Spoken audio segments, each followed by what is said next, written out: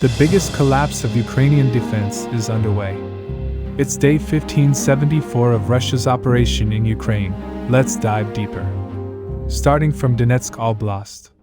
The first biggest hurdle has been overcome by the Russian armed forces. With the fall of Kostiantynivka, something massive would begin. A massive push towards Kramatorsk and Slavyansk, the last two remaining biggest cities in Donetsk Oblast. As you very well know, with the start of winter, Russia's pace on the front line became very slow. However, we are right now seeing the biggest collapse of Ukrainian defenses of recent days.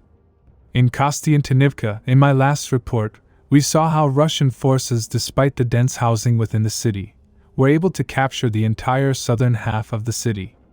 We in fact saw footage of Russian soldiers waving their flag, indicating confident control. In addition, with Russian forces already taking control of Novodmitrivka on the northern flank, Ukrainian rearguard forces holding the line were under high pressure. Russian sources suggest they might have also started withdrawing. At the moment, their movement suggests they will have their last stand here. But as I reported yesterday, Russian forces have already started countering this. Sources have recently shared that Russian forces, in addition to attacking Malocharka, have also penetrated to Stinky from the north.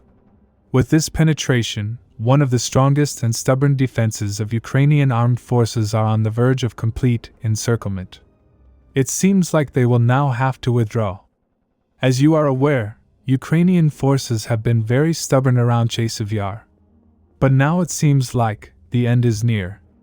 Not only this, on the southern flank of Kostiantynivka, Russian forces also had a very significant advance. If you followed the conflict throughout winter, then you know that the front line has been frozen here for quite some time. However, in the last couple of days, the situation has changed. The latest report from the front claims that Russian forces have pushed Ukrainian forces from Novobalka and completed the capture of the village. After which they were also able to push Ukrainian forces from Rozhkishne. To confirm the capture, Russian soldiers have raised flags in several areas. However, Rozhkishne is currently considered a gray zone.